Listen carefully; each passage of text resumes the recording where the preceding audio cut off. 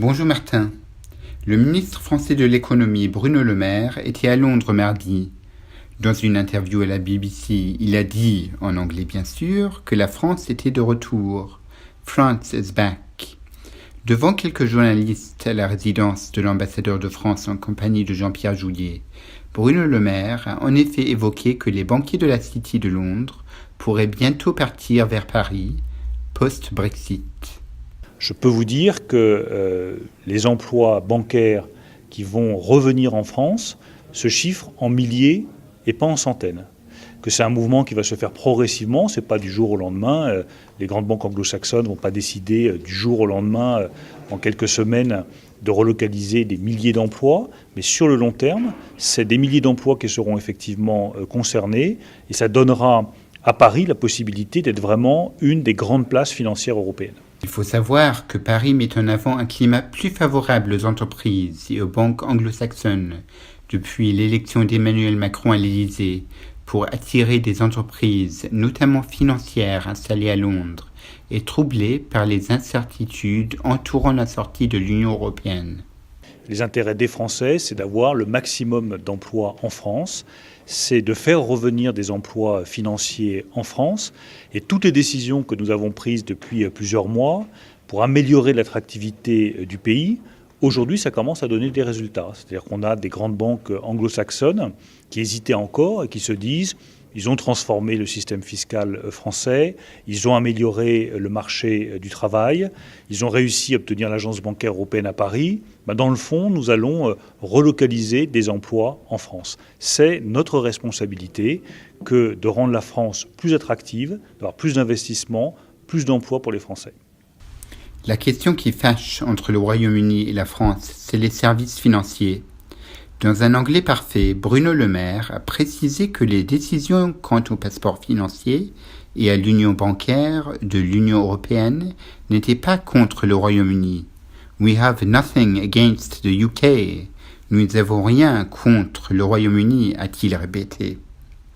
Cependant, nous ne pouvons pas vivre mieux en dehors de l'Union européenne que dedans. Il a évoqué un changement suite au discours de Theresa May la semaine dernière. Oui, il y a eu un changement important avec le discours qu'a fait le Premier ministre Theresa May, qui a dit très clairement « nous n'aurons plus le passeport financier ». Qu'est-ce que ça veut dire ? Ça veut dire que les grandes banques qui sont installées à Londres, les grandes institutions financières, elles ne pourront plus travailler en France, en Allemagne, en Italie, en Espagne, sans avoir des autorisations préalables, sans avoir un système d'équivalence. Donc c'est un vrai changement, c'est un game changer dans la situation des grandes banques qui sont installées aujourd'hui à Londres. Et je pense que ça va en inciter certaines à se dire, si on n'a plus le passeport financier, c'est-à-dire la possibilité de travailler directement en Europe sans demander d'autorisation préalable, peut-être qu'il est plus simple d'aller s'installer directement à Paris par exemple pour exercer notre activité. Cependant, le chancelier de l'Échiquier en Angleterre, Philip Hammond, a incité mercredi l'Union européenne à assouplir sa position pour permettre aux services financiers de figurer dans l'accord de libre-échange qu'elle va conclure avec le Royaume-Uni pour organiser leurs relations après le Brexit. Bref, ça tourne en rond. Par ailleurs, Bruno Le Maire a tenu à rappeler que la France et le Royaume-Uni portaient des combats communs. La Grande-Bretagne, c'est un partenaire commercial essentiel pour la France. Et c'est un autre message que je suis venu porter ici comme ministre de l'économie. Nous voulons non seulement préserver cette relation, mais nous voulons la développer. Regardez en matière d'énergie nucléaire le projet d'Hinkley Point, stratégique pour la France. Regardez dans le domaine de l'agroalimentaire, les exportations notamment de viticulture vers la Grande-Bretagne, stratégique pour la France. Et je pourrais vous citer des dizaines d'autres secteurs dans lesquels la relation commerciale, économique entre la France et la Grande-Bretagne est vitale. Les Britanniques ont décidé de sortir de l'Union européenne. C'est leur droit souverain. Moi, je regrette cette décision parce que je pense que nous avions besoin de la Grande-Bretagne, mais la décision, elle a été prise, on en tire les conséquences. Ça ne doit pas abîmer la qualité de notre relation bilatérale entre les deux grandes nations que sont la Grande-Bretagne et la France. Et si je viens ici aujourd'hui à Londres, c'est pour leur dire non seulement sur la relation commerciale bilatérale, on a encore beaucoup de choses à faire ensemble et à développer, mais sur les autres grandes questions économiques, financières, fiscales, internationales, on doit travailler ensemble. Moi, je rappelle que la Grande-Bretagne, elle est d'accord avec nous pour taxer les géants du numérique, les GAFA. C'est un soutien de poids.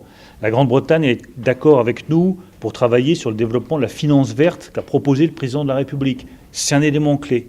La Grande-Bretagne est d'accord avec nous pour dire que les décisions que pourrait prendre l'administration américaine sur l'acier avec des barrières protectionnistes, elles sont mauvaises pour tout le monde et que personne ne gagnera une guerre commerciale entre les États-Unis et l'Europe ou entre les États-Unis et le reste du monde.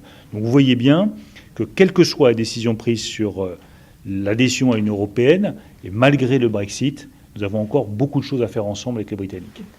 Les négociations du Brexit semblent très périlleuses et difficiles.